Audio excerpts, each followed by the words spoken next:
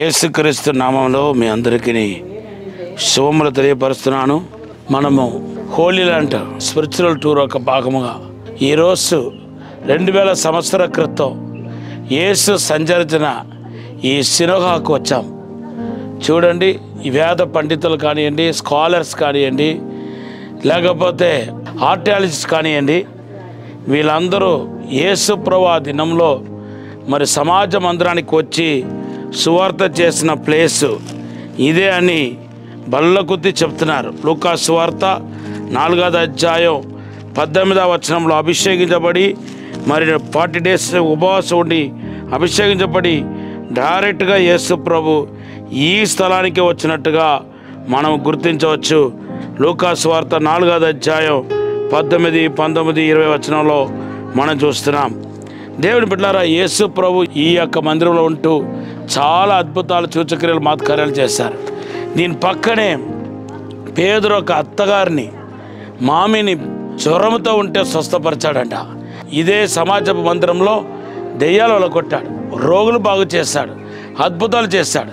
అయితే ఇవన్నీ ఉచితమే, కానీ మన నుండి దేవుడు ఎక్స్పెక్ట్ చేసేది ఏదంటే మనము ఆయన నుండి మేలు పొందుకున్న తర్వాత కృతజ్ఞతలై ఉండాలని దేవుడు కోరుకుంటున్నాడు. అవును దేవుని బిడ్డలారా, కీర్తన 103:1-2లో నా ప్రాణమా యెహోవాను సన్నిధించుమా, ఆయన చేసిన ఉపకారంలో దేనిని మరువకమా అనే మాట రాయబడి ఉంది. మనం అనేక మార్లు కృతజ్ఞత లేకుండా నడుచుకుంటున్నాం. దేవుని బిడ్డలారా, ఇశ్రాయేలు ప్రజలు చేసిన పొరపాటులో పెద్ద పొరపాటు ఏదంటే దేవుడు చేసిన మేలును వెంటనే మర్చిపోయారని పరిశుద్ధ గ్రంథంలో రాయబడి ఉంది. కీర్తన 106:13వ వచనంలో రాయబడి ఉంది.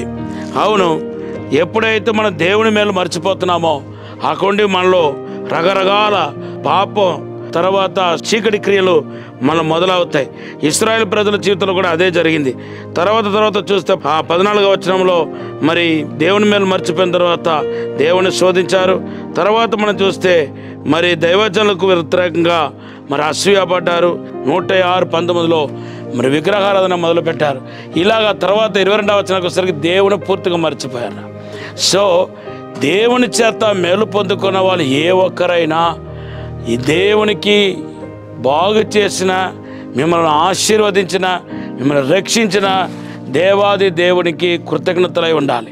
పేతురు అత్తగారిని యేసుప్రభు బాగు చేసిన తర్వాత బైబిల్ రాయబడి ఉంది, ఆమె యేసుప్రభుకు పరిచర్య చేసినట్టుగా మన పరిశుద్ధ గ్రంథంలో చూస్తున్నాం.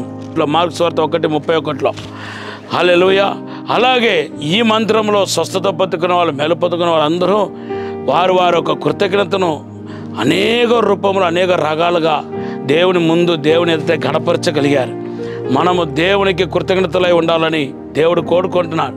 10 మంది కుష్ఠరోగులను యేసుప్రభు బాగు చేసినప్పుడు యేసుప్రభు ఏమన్నాడు? నేను బాగు చేసింది 10 మంది కదా, ఒక్కడే నువ్వు తిరిగి వచ్చావు ఏంటి చెప్పి స్ట్రాంగ్గానే గట్టిగానే అడిగాడు మత్తయి సువార్త 17:17లో. కాబట్టి దేవుని బిడ్డలారా, యేసుప్రభు ద్వారా దీవించబడిన మీరు ఖచ్చితంగా కృతజ్ఞతలై ఉండాలి. ఒక కుక్కను చూడండి, దానికి ఎంత కృతజ్ఞత ఉంటుందో. దేవునామానికి స్తోత్రం. మీరు ఎప్పుడైనా ఒక కుక్కకు ఒక బిస్కెట్ పెడితే ఇంకా మిమ్మల్ని జ్ఞాపకం చేసుకుంటూ ఉంటుంది. ఈ సమయంలో ఒక సంభవం చెప్పేసి నేను ప్రార్థన చేస్తాను. మనిషి యొక్క హృదయం ఎంత కృతజ్ఞత లేకుండా ఉందో ఈ యొక్క పవిత్రమైన స్థలం నుండి మీకు చెప్పాలని ఆశపడుతున్నాను. ధనవంతుడు వెళ్ళిపోతూ ఉంటే ఒక అతను భిక్షం అడుగుతున్నాడండి. అయ్యా 10 రూపాయలు ఇవ్వండి, 10 రూపాయలు ఉండండి మరలా అడుగుతున్నాడంట. అప్పుడు ఆయన ఏం చేస్తాడంటే, ఇతనికి 10 రూపాయలు ఇస్తే మనం ఆడేం చేసుకుంటాడు, ఇంకా మనము ఊరెళ్తున్నాం, మన దగ్గర 10,000 ఉంది, 10,000 ఉంచుకొని 9,000 రూపాయలు ఆయనకి ఇచ్చేస్తా అని చెప్పి 9,000 ఇచ్చేసాడు. కౌంట్ చేసి ఇచ్చాడనమాట. ఇప్పుడు ఆడు ఎంత కృతజ్ఞత ఉండాలి? 10 రూపాయలు ఎక్కడ ఉంది, 9,000 ఎక్కడ ఉంది? కానీ ఆడికి ఒక దురాలోచన ఏంటంటే, ఆ 1,000 రూపాయలు కూడా నాకు ఇవ్వాలి కదా, 9,000 ఇచ్చిన తనకు 1,000 రూపాయలు కూడా ఇవ్వాలని తెలియదా, నాకు ఆ 1,000 రూపాయలు కూడా కావాలి, 1,000 రూపాయలు కూడా కావాలని ఆలోచిస్తూ ఉన్నాడంట. అప్పుడు ఏం చేస్తే బాగుంటుందని చెప్పి ఒక కర్ర పట్టుకుని వెళ్ళి వెనకాలే వెళ్ళి తల మీద కొట్టాడు. ఆడ అలా పడిపోయి కొట్టిన అతను తన 9,000 రూపాయలు భిక్షను తీసుకున్న అతను తెలుసుకొని, ఒరే నీకు నేను ఏ అన్యాయం చేశానురా, నన్ను ఇంతగా బాధ పెట్టేస్తావేంట్రా, నా భార్యకు భర్త లేకుండా చేసావు, పిల్లలకు తండ్రి లేకుండా చేసావు, నేను అందరిలాగా నేను అనుకుండా పోయి ఉంటే బాగుంటుందని కేకలు పెట్టాడంట. దేవుని బిడ్డలారా, అక్కడికక్కడే అతను చనిపోయాడు. ఎంత దౌర్భాగ్య స్థితిగా చూడండి. మీరు దేవుని నుండి మేలు పొందిన వారైతే ఖచ్చితంగా కృతజ్ఞత కలిగి ఉండాలి. దేవునికి మనుషులకు కూడా కృతజ్ఞత కలిగి ఉండాలి. అన్థ్యాంక్ఫుల్నెస్ అనేది చాలా భయంకరమైన పాపం. నా హృదయంలో ఈరోజు ఒక వేదన, ఎప్పుడు నేను వేదన పడను, బాధపడను. నా మనసులో బాధ అంటూ ఒకటి ఉందంటే, ఈ కృతజ్ఞత లేని వాళ్ళు, నేను ఎవరెవరికైతే మేలు చేస్తానో, సహాయం చేస్తానో, ఎవరెవరైతే ప్రేమిస్తానో వాళ్ళందరూ నాకు వ్యతిరేకంగా మాట్లాడినప్పుడు, వాళ్ళని బాధ పెట్టినప్పుడు ఆ బాధ నేను తట్టుకోలేను. కనుక నాకే అలాగంటే దేవుడు ఇంకా మనసు ఎంత బాధపడతాడు. మీరు దేవునికి మనుషులకి కృతజ్ఞత కలిగి ఉండాలనేది ఇక్కడ నేను చెప్పదలిచిన మాట. దీనికి ఎదురుగానే పేదరు ఒక అత్తగారి ఇల్లు ఉన్నాయి. ఆమె స్వస్థత పొందిన తర్వాత యేసయ్యకు పరిచర్య చేసింది.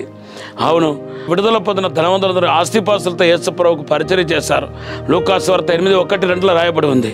పేదరు ద్వారా మేలు పొందుకున్న వాళ్ళు పేదరు ఒక విడుదల కోసం ప్రార్థన చేసినట్టుగా అపోస్తలుల కార్యం 12:5 రాయబడి ఉంది.